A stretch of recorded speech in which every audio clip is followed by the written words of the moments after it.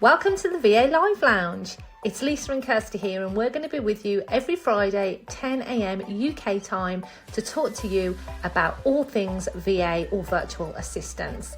We're just two virtual assistants rocking the business world, and we want to help other business owners and other VAs so that they can make the most success of their business. So if you love podcasts about business, if you're a VA or aspiring virtual assistant, a PA, a freelancer, or doing anything remotely, and you want tips and advice on how to get clients, just want to have a giggle, a glass of wine, a cup of coffee, and listen to people who have got no frills, no agenda, and they're just there to give you the best advice they can give and share their experiences with you, then this is the podcast for you. Well, good morning if you're just joining us in the VA Live Lounge. We are talking today about when is it okay to say no to clients. And please feel free to drop any comments in the chat, whether you're on Instagram or YouTube, ask questions, give your input. It'd be great to hear what other people's experiences are and what your thoughts are. And please go and check out the VA Live Lounge on your popular streaming channels and give us a follow, a like, because it would be amazing to see a virtual assistant podcast climbing the charts, wouldn't it? Okay, so when is it okay to say clients? Can I just say this is going to be the shortest podcast ever? Because I'm just going to say always. See, I'm going to say never. No, not never. But I think that you do have to have boundaries. And we talk about boundaries all the time, don't we? And I think it's so difficult to implement boundaries if you haven't done that from the get-go. But I think I'm quite clear with my clients. Like if I decide to if I choose to work at weekends, Craig is working funny shifts at the minute. He gets into his new role. Emmy's got her exams next week, so I'm kind of here on my own. And I kind of think I may as well just catch up, because any emails I send, no one's going to respond really, or that kind of thing. Yeah. And so I do say to my clients, I am around this weekend between 9 and 12 or whatever. If you need me for anything, let me know. But they don't take the mick. A lot of them don't take the mick. One does, but that's fine. But I do struggle to say no to clients. I think a lot of VAs do, and I think the reason behind that is fear of losing the client and losing the income, and it shouldn't be this way.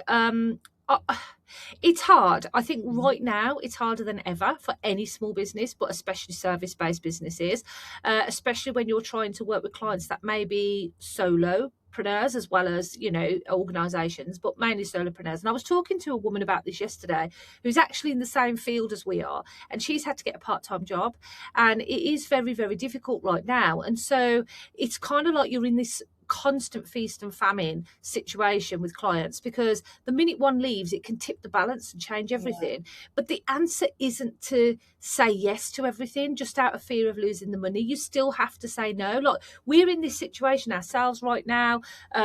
We've been really open about our struggles. Like last year, we hit the VAT threshold. It wiped us out nearly. We've had to pivot, so it's been like starting again. We've done really well the start of this year, and then we just had a real big client leave. On the back of him leaving, another client has come through.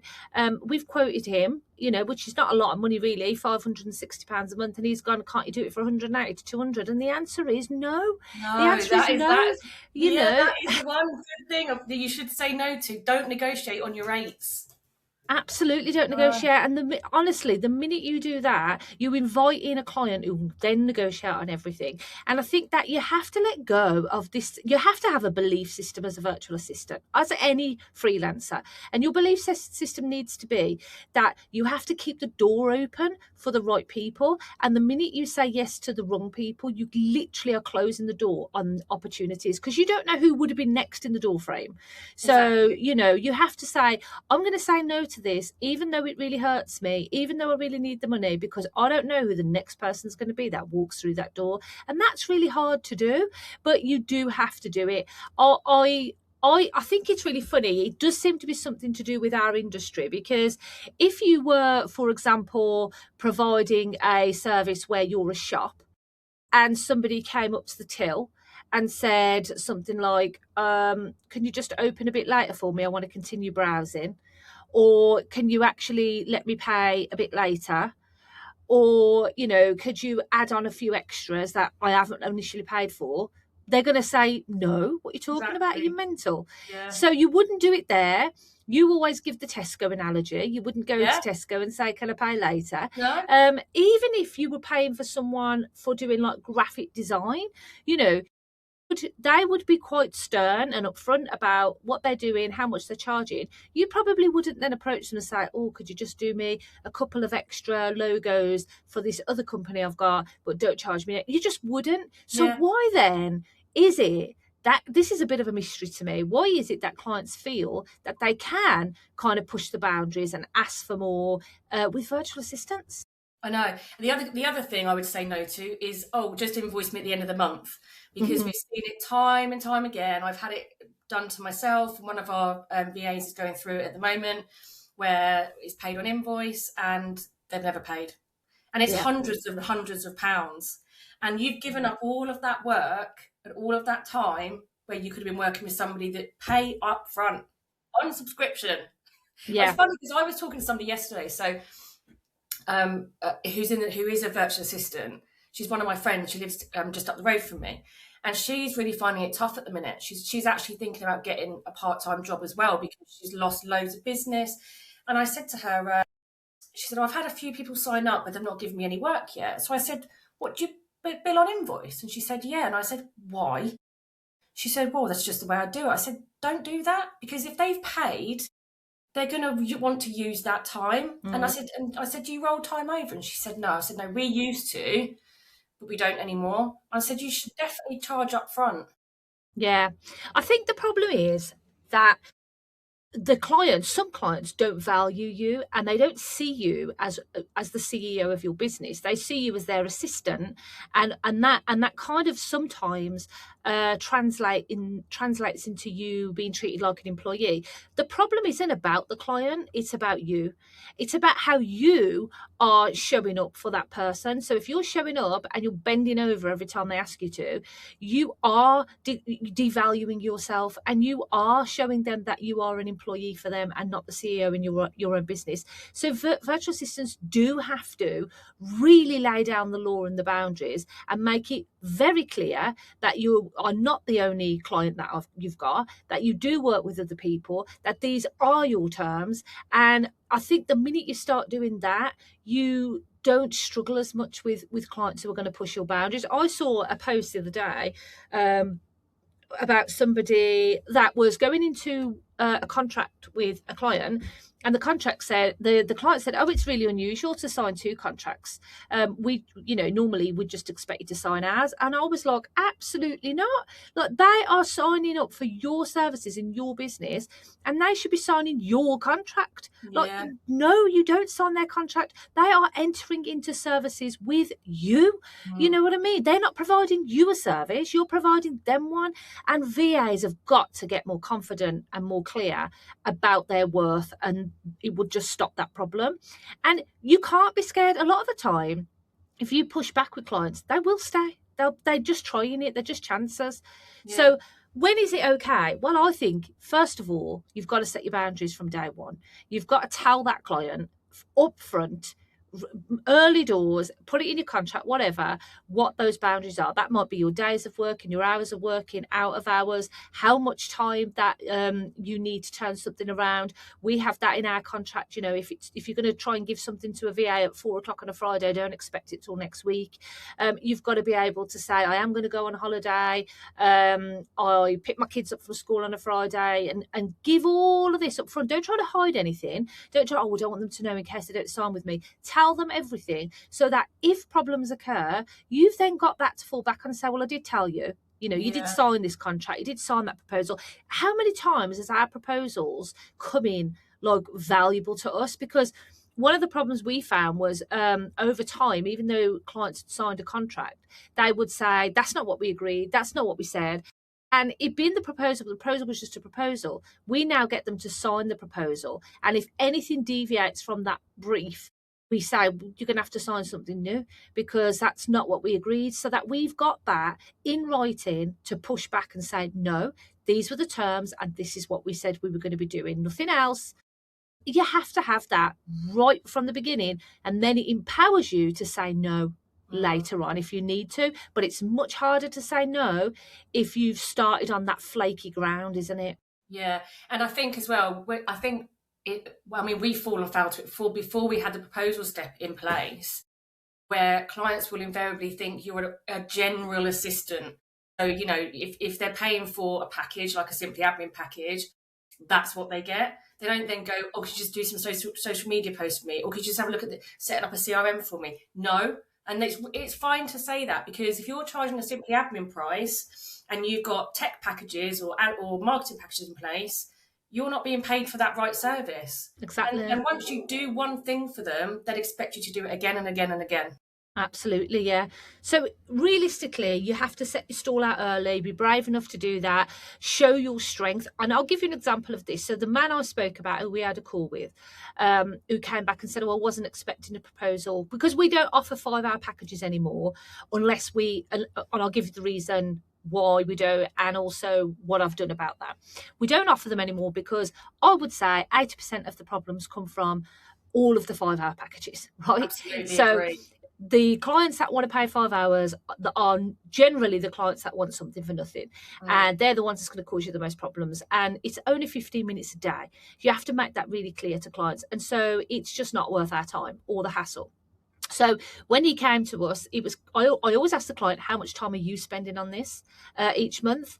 And it shocks them then when you send them a proposal for the 40 hours they're spending on each month. Yeah. They suddenly want to reduce that down by half. So I sent him a proposal for 10 hours on marketing and tech. And the reason is, even though right now he just needs admin, he's going to need that in the future.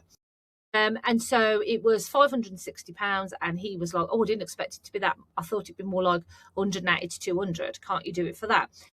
And the answer I gave him was, yeah, no problem. If you want to have a 5-hour plan, which is just admin, no marketing, no tech in the future, I said, then, yeah, we can do it that way instead. I said, but I should warn you that 15 minutes a day is all you're going to get. And at the same time, we're not willing to negotiate on our rates. And he comes back and he says, no, I wouldn't expect you to negotiate on your rates. It's just that I'm talking to other people at the moment. I just want to get a clearer idea of, what your rates are. So I went back to him and I said, no problem if you're talking to other people. The minute they say that to me, I'm not even wasting my time with you anymore, because I know what we're worth and you're not the kind of client I want. So I said to him, yeah, no problem. Just remember, if you're going to go and pay cheap, expect cheap results. I said to him, so I'll just give you a word of warning there. We're really good. We know what we're award winning. We know our worth, and you're paying for top quality virtual assistants. And I left it at that. So he comes back to me and he said, can you just clarify what I'll get for the admin? So he's come back now. He hasn't gone elsewhere. He still really wants to work with us, but he knows that we're not going to negotiate on anything. So I've told him this is what you'll get. But the point is, we didn't lose this client. He's come back with his tail between his legs because he doesn't want cheap. He doesn't want low cost. He doesn't want that VA that's going to be all bumbling around saying, oh, yeah, I'll do it, because she's probably working, or he's probably working with 10 other clients that they're trying to stretch themselves for to do that same thing. Whereas we're not like that. So I think the minute you hold your ground, they start to take you seriously. And of course, because I've laid the foundations and said, this is all you'll get, if he does sign up, that's all he'll get. And he knows that, and he won't be able to try and push it. And it brings me to that discussion we've had a number of times, because when I was working with clients, I don't really work with clients anymore. One of the things that I started to do was put them in my diary in time blocks, because I was finding that it was the only way I could really understand my own capacity, see what room I had left, but plan their work in. And also, I told them. So I'd say, I'm going to be working for you these days at these times. Now, yes, you can have flexibility, but I think it's important to do that, because if you do it for yourself, but you don't tell the client. So let's say you've got your list behind you, Kirsty. Let's say you've got one of your clients, your staging company, at the top of the list. You've done their work, you've moved on because it makes sense to you and you need to plan it that way, but you haven't told them. What stops them coming to you at 4 o'clock for another job but you already did their work at 10 o'clock. How do you explain to them that now I've got to find time in the diary for you? And that's why I think it's worth telling clients, these are your times, these are your days early on, because then you put the onus back on them to get work to you on time. Yeah, you're right. And it's the thing for me with particular clients, particularly clients that I can just, I mean, one of my clients, or two, maybe two, three, probably four of my clients, I rarely speak to them because I've got a list of repetitive tasks that I do week on week, month on month. And all they do is send me the stuff, I whack it on their whatever's, and it's job done. But with the ad hoc clients, like the staging company, I kind of have to be available. I kind of do have to allocate like sorry, my dog's barking. An hour of time for them because they are incredibly busy. They're a brilliant company. They're lovely girls to work with, but they're just so time poor. And they're kind of like, oh my God, I've got to do this order. Can you just do this order? So I do have to allocate some time for them. And if I don't feel that with them, I'll take a break. I'll just take a break, take the dog out. Yeah. So I do need to factor in ad hoc clients. Yes, but you should charge more for that. You should charge more for that because, and this is why bespoke pricing works well. If you have a conversation with a client like that and you realize, actually, this is a client I'm going to have to make room for at any point in the day, which does reduce your capacity, because how are you going to, one, fill that time with someone else, or two, find that time in your diary? How are you going to do that? It will inevitably push your day out. I bet you're finishing late sometimes when you shouldn't be. But it's okay to do that, though. If you charge more, they should be paying more for the privilege of you having to, in essence, sit around waiting for them. And they don't need to know that. But when you price the work, you price it based on that. So you internally, in your own structures and systems, you should have some sort of calculation on how you're going to price. You can have packages. You can be upfront with prices on your website. But if it's a client that you feel like you know, they're telling you you're going to have to be kind of on call for, then those clients you have to say, that's fine, but it does come with an extra 20% per month on top. You know, it does come with an extra 30%, and just build that buffer time in, because the amount of money you're actually losing by doing that is unreal. Even though you think you're not losing money, you are, because you can't allocate that time to someone else. So I would say, definitely break your packages into different services like we did. So we got simply admin plus marketing, and admin plus tech. At one point, we also did admin plus HR and admin plus finance. But we just kind of worked out what was selling and we made it a little bit simpler. And we charge a lot more for tech and marketing. And that's why it protects us, it protects the client, it protects the VA. And the reason it does that is we're not going to get virtual assistants on our team. And this happens to a lot of VAs that get exploited.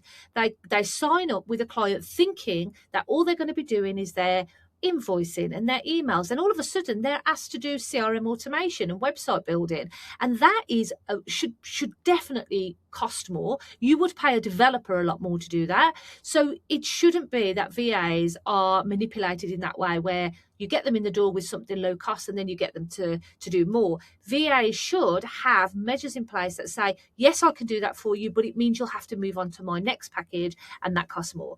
And that gives you the power back to show, well, it's because of this, it's because I've got this package. The client can then say, oh, I don't want to do that. And you'll say, no problem at all. I'll just carry on with the admin then, shall I?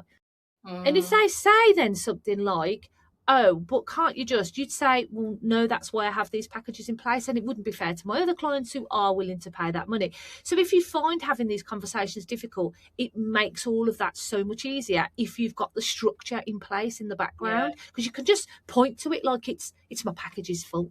It's my contract's fault. It's my proposal's fault. Do you know what I mean? I know it sounds weird, but it just gives you that kind of mindset shift, I think, to make those conversations easier. Yeah. Does that make sense? You're right. You're right. I never really thought about it in that way, to be fair. I've never ever put my prices up either. You're going to kill me. You have to put your prices up as standard incrementally each year, because everything goes up each year. Water, gas, electric, fruit, you know, your Tesco shopping, it all goes up each year. And if you don't, you start to suddenly, you start to become, that gap widens so big where you're not even earning minimum wage anymore. Yeah. Now, what's the point of running your own business if you're not earning minimum wage, not even earning minimum wage, and now you've got to do a massive price increase to catch those clients up? So you have to. I mean, look, last year we had to increase our prices by 20%. It nearly killed us. We lost half our clients. This year we managed to fall below the threshold. We deregistered from VAT temporarily. We've kept our prices up at the high end. So we charge £56 an hour for admin and marketing and tech. That's a lot of money. And we still charge that. One, so we can go back to VAT and not they won't feel the pinch. But two, because even if I wasn't VAT registered, that's definitely what we're worth. And I am going to put the prices up again this year. It doesn't have to be in April. The prices need to go up. So that's what's going to happen. Because I tell you what's going up. Stripe fees. Stripe fees that kill you. Yeah, you don't realise how much that you're paying in Stripe fees. I'm going to give you an example of how much money we lose in Stripe fees. If I go into, let's say we've got a client and they pay £550 a month. The Stripe fee is £8.45, right? £8.45 on that client. Now, it also costs me about £8.45 or £8.50 per associate that I place that client with. That's just to market, find the client, place them, do the admin, right?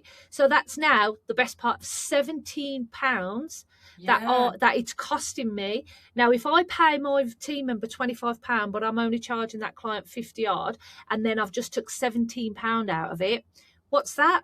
That's not a clear cut 25, £30 an hour profit. It's significantly reduced.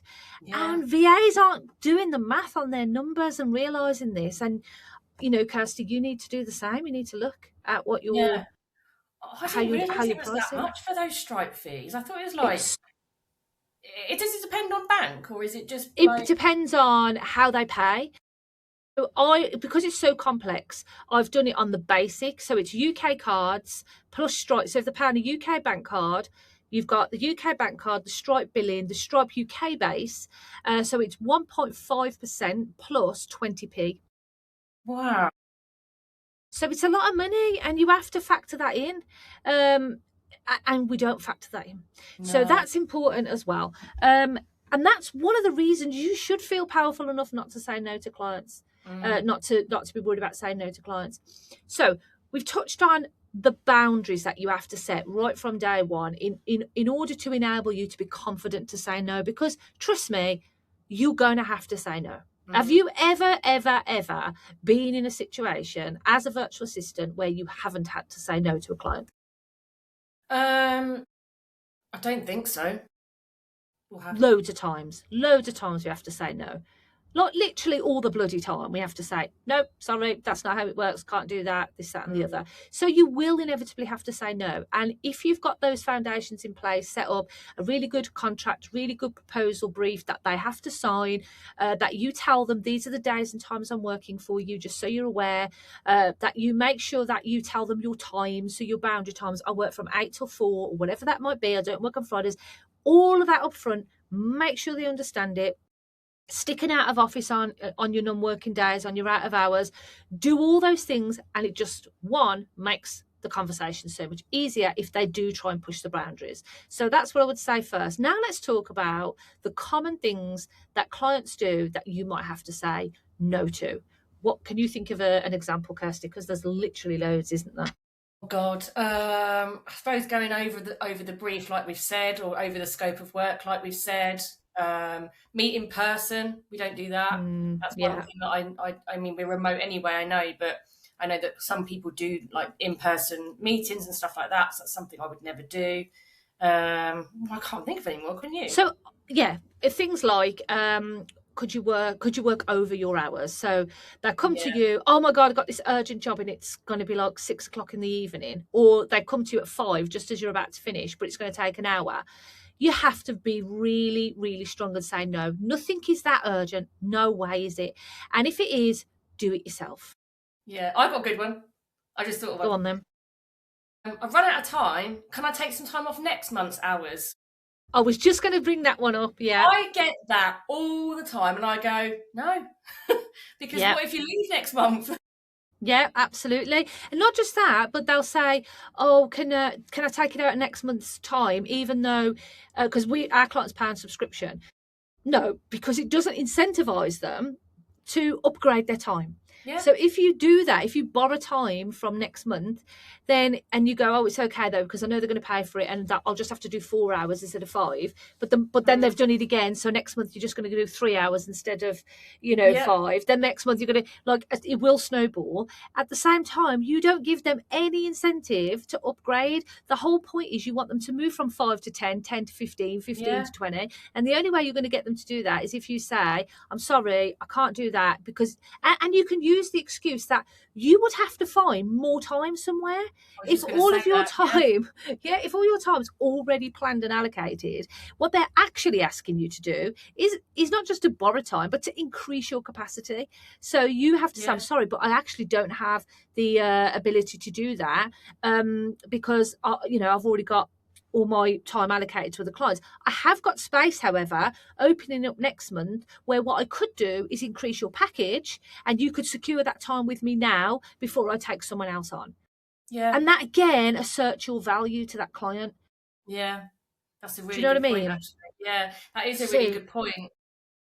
definitely do that. Definitely say no. And even if you're lying, like it doesn't matter. Even if you're saying, I can't do that because I'm at capacity at the moment, I've only got 40 hours a month. I've already used all my 40 hours. I'd have to try and find another hour somewhere. That would be me having to work a weekend or evening, time away from my family. So unfortunately, I can't do that. However, one of my clients is leaving next month and I will have, more hours. I'll have an extra 5. So if you want to upgrade your plan to 10 hours, then I'm more than happy to put you at the front of the queue for that time. Do you want me to Mm, do that? And then it just forces their hand, and they're either, yeah, I really want to have more time with you, or the answer's no, and you stay in your lane because now you know what I'm saying. They're not going to try that again. It just yeah, shuts it down like that. Do you know yeah. what I That's a mean? really good point, actually. And I think that's something that we fall foul to sometimes, isn't it? We just think, oh yeah, I'll just quickly do that, or I'll just quickly do that, and that's when you end up in a bit of a mess. Yeah, it's not worth it. It is not worth it. And the more I've started to do that, the better it's been. Like if I've been with I've gone, oh God, they haven't got any time left. Oh, and you feel a bit awkward. I'll Mm, just tell them, I'm sorry, but your time's gone. So it's up to you. We give them 3 options: wait until you reset, upgrade to the next package, or you can pay as you go, top up hours. So this is the other thing: mm, you don't have to get them to upgrade. You can say you can top up your hours, you can add another hour on, but always charge more. Always yeah, charge more for your pay as you go or top up hours, because again, the whole idea is that you want to incentivize the client to pay to upgrade their hours overall. And if your package rate is lower than your hourly rate, then it's more cost effective for them to upgrade in the yeah. end. So And we've then just started to they'll just stick to that, then, won't they? Because they'll naturally give you more exactly. things to fill that time. Yeah. Exactly. If anybody's listening and you've experienced any of these situations with clients, you've got any questions, then please just drop them in the comments and let's chat about it. We're all in the same boat. We've all experienced the same issues. The other thing is clients contacting you when they know you're on holiday. Oh, I love that. So have you had that happen to you? Yeah, I've had that happen. And the problem is, I think, and I've actually spoken to other people that have had this happen to them.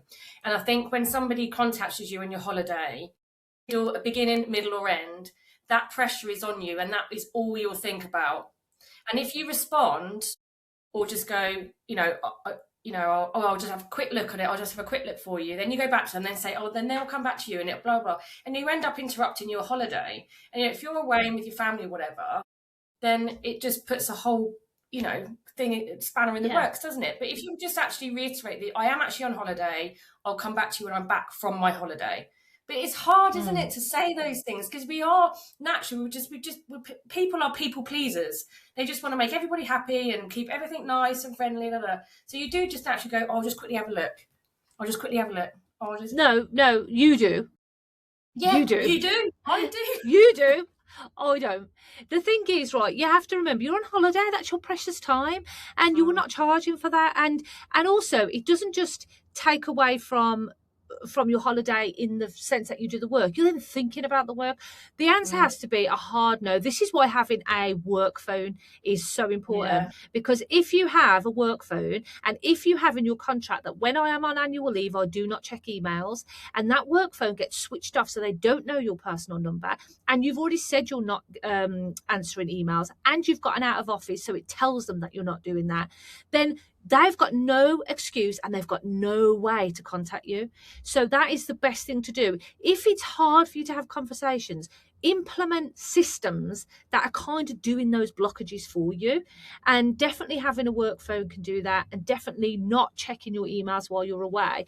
Would you, I mean, just think about it. If you knew your plumber was on holiday and your tap started leaking, would you ring them and say, oh, look, any chance when you get back, the first job you can do is mine?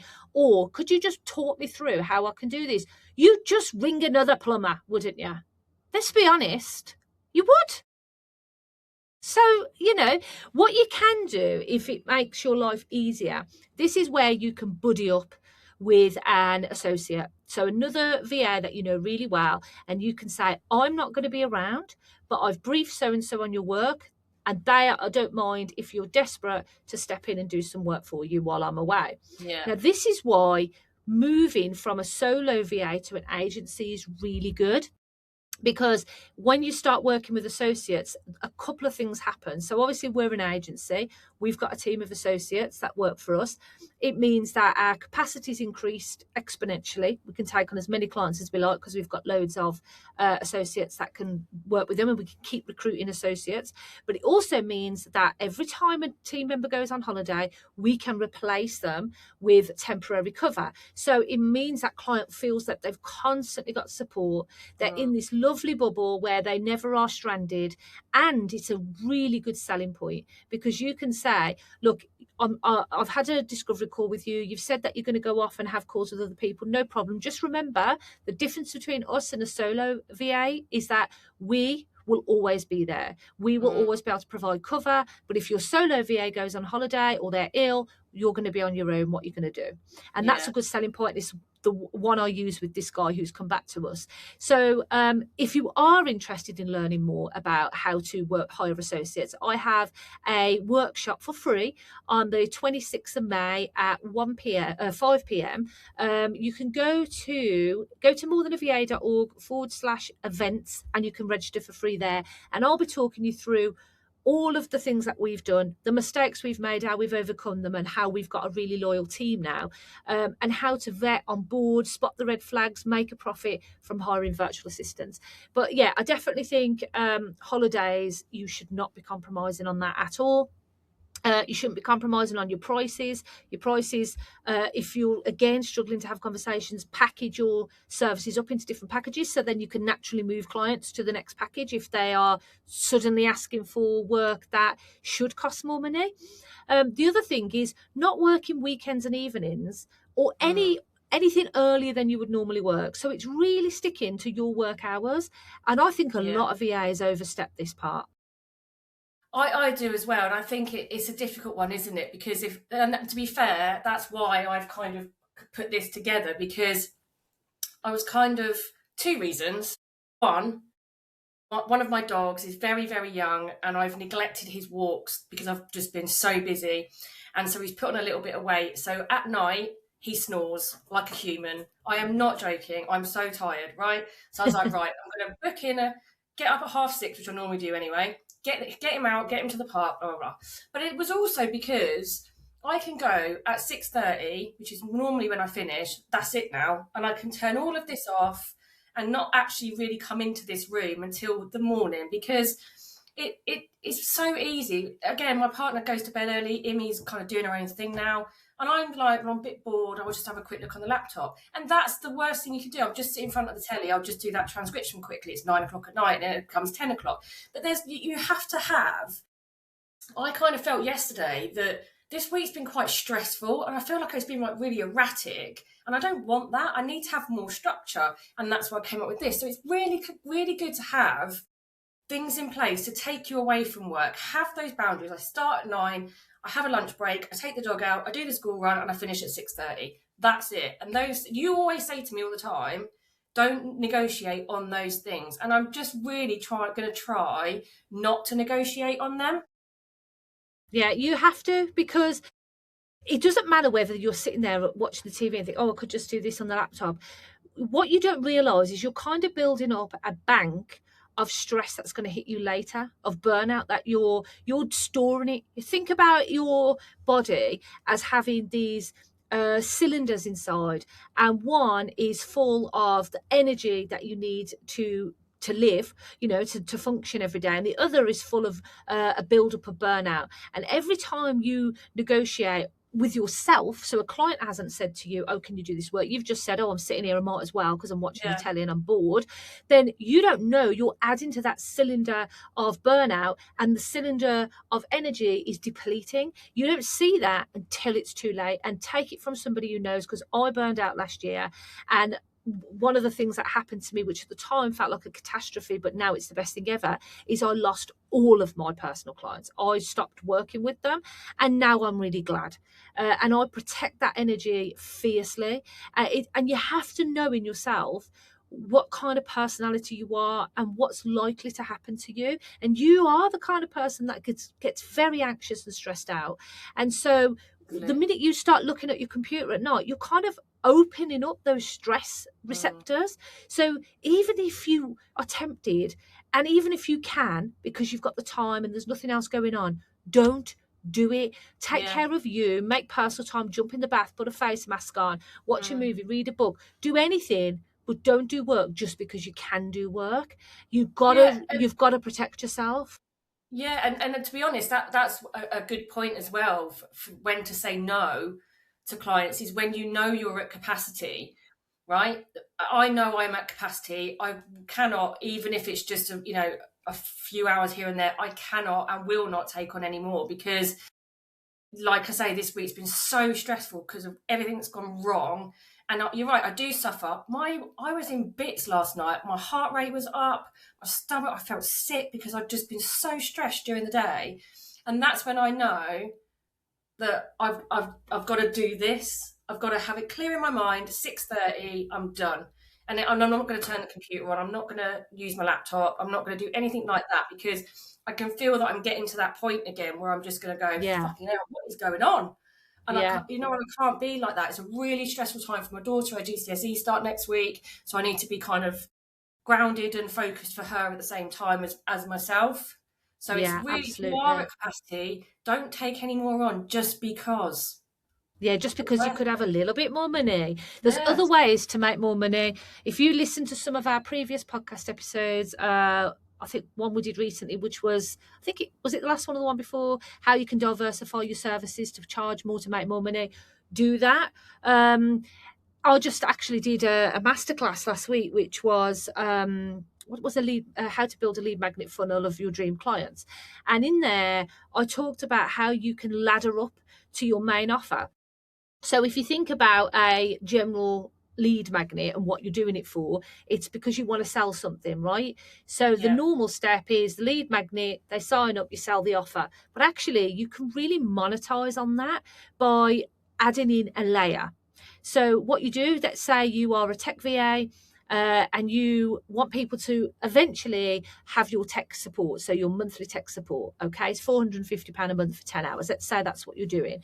So you have a lead magnet, which is a tutorial on how to migrate CRM contacts, okay? Something like that, something that's related to technical stuff that clients can't do themselves. So they get a video tutorial from you. It teaches them how to migrate CRM contacts successfully, because believe me, not everyone knows how to do it. And then you nurture them into, not your main offer, a low-cost offer. That's seemingly low cost, is perceived value. This low cost offer is, hey, why don't you just pay for 2 hours of my time? It's £99 and I'll migrate your CRM contacts over. So they come along, they go, yeah, that's great. It's not expensive. It's not going to be tying me in every month. I'll just get it done, pay the money. But now they're going to have more communication with you. They're going to get to know you. They're going to get to trust you. They're going to get to see the value of your work. Then you can nurture them again to your monthly services. So it's a great way to make even more money if you want to go down that route. And I definitely think you should. I think it's a great thing to do. And I know it's got nothing to do with what we're talking about, but a bit of a tip for you. The other thing to say no to is work that you hate doing. Yeah, God. Because if you know it's going to stress you out and you're not going to actually do it and you're going to procrastinate, and I've done this before where I'm like, oh, I don't want to do so I'm procrastinating, but I know I've got a catch-up call coming with the client. I haven't done anything yet, and in my mind I'm telling myself I've got loads of time, and then suddenly it's the day of the call and I haven't done the work yet. Yeah. Don't say yes to work you hate. Just don't do it. No, honestly, it's not worth it. And I don't think there's any work that I do really for any of my clients I really don't like doing. There's new things that I struggle with, new stuff. I'm quite happy bumbling along, doing my thing, and kind of, as I say, I don't really have much contact with a lot of my clients because they just leave me to it, and that's fine for me. But sometimes if a client was to say to me, like, I don't know, something that I couldn't or wouldn't want to do, I would have to say no, because you would just keep pushing it to the bottom of the pile, and then you're adding to that canister again, aren't you, of stress? Yes. I've done that. Oh my god, Yeah. I've got to do it. I'll just sit and do it and get it done and it be over with and all that kind of thing. So it is okay to say no to work that you just think, I hate doing that. I'm not doing it. Yeah, not doing it. And that's another reason why working with associates is really good, because you can pass it on to someone else in the team to do it for you if you hate doing it. I actually had a discovery call with a client not long ago, and I was listening to this work thinking, Jesus, I don't want to do that. That's not for me. I wouldn't want to get involved in that. So I was like to our colleague Demi, here's some work for you, because I'm not doing that. Thank you. That's not my cup of tea. Thank you very much. I don't want to do it. And it's great to be in those positions. And you might be thinking, oh, it's okay for you. It's okay for you because you're in this situation where, you've done well and you can say these things. It isn't about that. The reason we've got to a place we can say no to clients is because we've been saying no for a long time. And now we only really work with clients that get that, and they value us, and they don't put much stress on us. I mean, we don't have any nightmare clients, do we? Not now. We have that. And I think as well, just on the back of that, if you do start working with a client, we will do it, and that you just don't feel that gel, it is okay to say, I'm really sorry, this is just not working for me. Because when we first started working together, I worked with a couple of clients and I just couldn't gel with them. I tried loads of different things and it just didn't work. And that's okay to say, no, I'm really sorry, this is not for me. I've enjoyed working with you, but unfortunately that's the end. I'll recommend somebody else to you, whatever. But it is okay to say no at that point, because all of that did was stress me out so much, because it was so pressured and it was just so stressful that I wasn't enjoying any of the work for any of my other clients. So it was just, I got to that point where I was just pushing everything to the bottom of the pile. So that is all right to say, it just doesn't work. Yeah, don't take on clients that you know are going to cause you stress and be a nightmare. And there's loads of red flags out there as well to be mindful of. If you get a client that you have a really good conversation with, you do the brief, they sign the contract, they sign the proposal, and then all of a sudden, day one, they're asking you a million questions, and suddenly they're giving you jobs that were not in that initial proposal at all. That's just a red flag. That's someone who's going to cause you problems. Just say no. Same as clients. I mean, when you've had a discovery call with a client and you tell them everything, I always say to VAs, everything. Tell them everything on that call. Leave no room for questions. And we actually charge for follow-up calls. But then suddenly you're getting bombarded with question after question after question after question. I wouldn't even bother signing that client. They are not going to sign up with you. And if they do, they're too either controlling or too nervous. And so you'll just have problems with that client. It's not worth it. And I think as well, you're right on that point, because we have had a few as well, haven't we, where I think they were on 5-hour packages actually, and they wanted 50 hours for 5 hours of, cost of 5 hours. And I remember this particular client went through 3 VAs, I think, didn't she, in the end, because she just became an absolute bloody nightmare. And it's horrible to work with somebody like that, because it stresses you out. Even though I used to have to turn my notifications off on my WhatsApp because I just shit myself every time a name come up. I'd be like, oh my God. And you don't want that. If you feel that, it's time to say no. Yeah. If you've got any questions, you want to share your experiences, anything's been of value, drop a comment now before we finish. But I think ultimately what we're trying to say is, if you feel that you are getting anxious, you're stressed, your personal time is being invaded, the boundaries are being overstepped, you're not being spoken to correctly, these are all really signs that it's time to say no to that client. Don't negotiate on your prices. Put all of your boundaries in front of, up front. Make sure that clients, if you have to reiterate. One of the things we do is we send a Friday email to all the clients, and we can then softly remind them about things like, don't forget that you have to give at least 24 hours notice to your VA to get a job done. Don't forget, we do it that way, as if it's like a blanket rule for everyone, and it just makes it a lot easier for you. But one thing you have to remember is, you are not their employee. You are not their employee. And the minute you start to feel like you are, you've done something wrong. Yeah. You've done something wrong in the way you're communicating, or how you're letting them overstep the boundaries, what you're saying yes to. You should feel always powerful and in charge. So if you're not feeling in charge when you're talking to clients, and you're not feeling like you can call the shots, there's a power dynamic there that isn't going to work. It should be the other way around. Realistically, it should be, or it should be something more mutual, but it shouldn't be that you're sitting there going, yeah, okay, yeah, no problem. Like, you're not a lowly. If they want an assistant in that way, go employ somebody. Yeah, exactly. Okay, so you have to remember that. I'm just going to check in on the comments, see if we've got anything there. Okay, so I hope that's been helpful. Remember, you can listen to all the back episodes, Spotify, Apple Podcasts. Just look for the VA Live Lounge. We're on season 4. This was episode 44, so there's absolutely loads and loads of back episodes. One of our most popular ones at the moment is episode 22, which is from Imposter to Empowered, the hidden secrets of belief coding for VAs. And we actually had a guest on with that one, didn't we, Leanne? Yeah. And then so for some reason, that's one of our most popular ones at the moment. But next week we will be back, and we're going to be talking about, so you want to start an agency, what nobody tells you. So this is going to be a real genuine story of the struggles that I've been through to build our agency, what we've experienced. A lot of people might make it sound like it's absolutely amazing. It can be, but it isn't always. And I'm going to share those insights with you, but also the benefits of what it's like to run your own VA agency. And anyone can do it, absolutely anyone. So if any of you are listening and you're thinking, what does that mean to run an agency? Basically just means you start taking on associate VAs. So I will put in the show notes for when this goes out, and on YouTube description, the link to the hiring associate VAs workshop that's happening on the 26th of May. And we will see you at 10 o'clock next week. Don't forget, I also go live every Thursday, or almost every Thursday, at 12:45 to 1 for my 15-minute quick wins on YouTube. So go over to find us on YouTube. I am More Than a VA, and then you can sign up, subscribe, and see all of those videos. We've got loads of videos on there that are more than just a podcast, loads of lives, loads of videos that you can learn from. That could be really helpful.